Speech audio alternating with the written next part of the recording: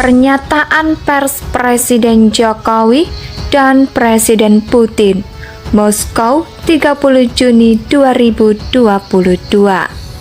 Sebagaimana yang saya sampaikan di Kiev, walaupun situasi saat ini masih sangat sulit, namun saya tetap menyampaikan bahwa penyelesaian damai penting untuk terus dikedepankan dan juga ruang-ruang dialog terus bisa dibuka.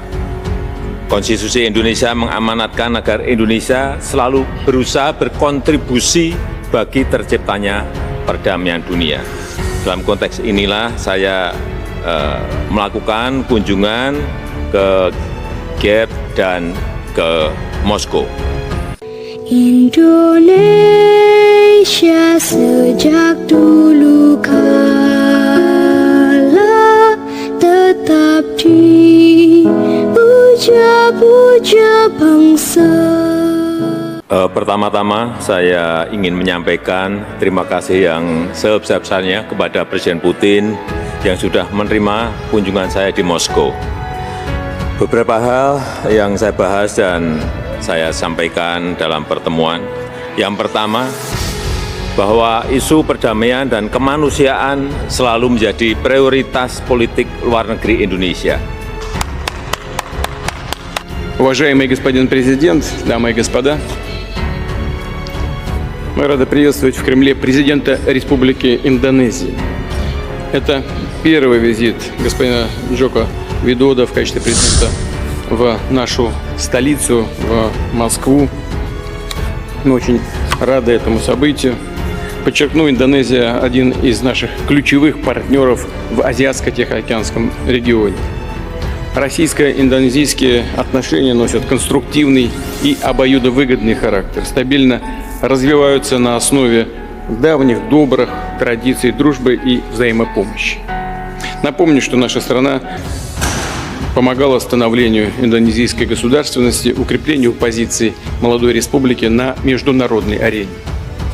При участии наших специалистов, инженеров, строителей в Индонезии были возведены крупные объекты транспортной и промышленной инфраструктуры, стадионы, госпитали, другие. Konstitusi Indonesia mengamanatkan agar Indonesia selalu berusaha berkontribusi bagi terciptanya perdamaian dunia. Dalam konteks inilah saya melakukan kunjungan ke Kiev dan ke Moskow. Yang kedua, sebagaimana yang saya sampaikan di Kiev, walaupun situasi saat ini masih sangat sulit, namun saya tetap menyampaikan bahwa penyelesaian damai penting untuk terus dikedepankan dan juga ruang-ruang dialog terus bisa dibuka. Saya telah menyampaikan pesan Presiden Zelensky untuk Presiden Putin dan saya sampaikan kesiapan saya untuk menjadi jembatan komunikasi antara kedua pemimpin tersebut. Важные учреждения, многие из которых продолжают работать и по сей день. Что касается наших с господином Джоко Видодо сегодняшних переговоров, то они прошли в деловом ключе, были весьма содержательными. Естественно, особое внимание уделили торгово-экономическому взаимодействию, которое демонстрирует хорошую динамику. В 2021 году, например, двусторонний товарооборот увеличился более чем на 40%, а за первые 5 месяцев текущего года прирост составил свыше 65%. В этом контексте с обеих сторон была выражена заинтересованность в активизации работы Российско-Индонезийской совместной комиссии по торгово-экономическому и техническому сотрудничеству. Дополнительные возможности для наращивания взаимовыгодного экономического партнерства, увеличения коммерческих обменов между нашими странами. Все это открывает новые возможности. Большое значение придаем и созданию зоны свободной торговли между Индонезией и Евразийским экономическим союзом. Рассчитываем, что до конца года состоятся переговоры по соответствующему проекту соглашения.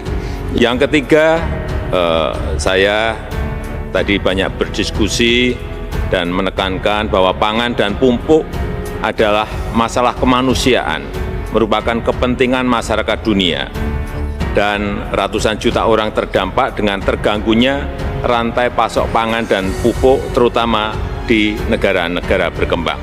Saya sangat menghargai Presiden Putin yang tadi menyampaikan bahwa memberikan jaminan keamanan untuk pasokan pangan dan pupuk, baik dari Rusia maupun dari Ukraina. Ini sebuah berita yang baik. Kemudian yang keempat, demi kemanusiaan, saya juga mendukung upaya PBB untuk reintegrasi komoditi pangan dan pupuk Rusia dan komoditi pangan Ukraina untuk masuk lagi dalam rantai pasok.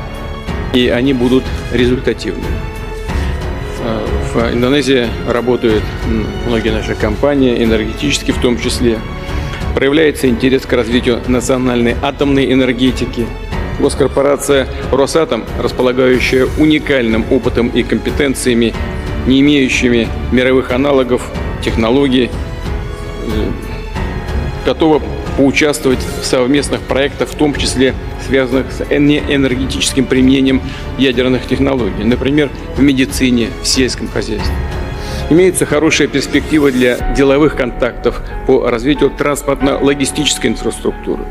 В частности, компания РЖД могла бы подключиться к реализации масштабной инициативы руководства Индонезии о переносе столицы страны на остров Калимантан. В этой работе, масштабной, безусловно, могла бы принять и российская столица Москва, которая демонстрирует очень хорошие темпы и качество собственного развития. Естественно, в ходе переговоров с господином Джоко Видодо уделили внимание такой значимой области сотрудничества, как гуманитарный, культурный, туристический, образовательный обмен. Этому в том числе будет способствовать смягчение антиковидных ограничений для поездок граждан, а также существующий безвизовый режим. Dunia. Dan khusus untuk jalur ekspor produk pangan Ukraina, terutama melalui jalur laut, tadi sekali lagi Presiden Putin sudah memberikan jaminannya. Dan yang kelima, tadi kami berdiskusi panjang mengenai kerjasama antara Rusia dan Indonesia, baik di bidang investasi, di bidang perdagangan maupun di bidang turisme, yang akan kita tindak lanjuti dengan membentuk tim agar bisa membahasnya secara detail. Sebagai penutup, dapat saya sampaikan bahwa Indonesia tidak memiliki kepentingan apapun kecuali ingin melihat perang dapat segera selesai dan rantai pasok pangan, pupuk, energi dapat segera diperbaiki, karena ini menyangkut kehidupan ratusan juta orang, bahkan miliaran manusia.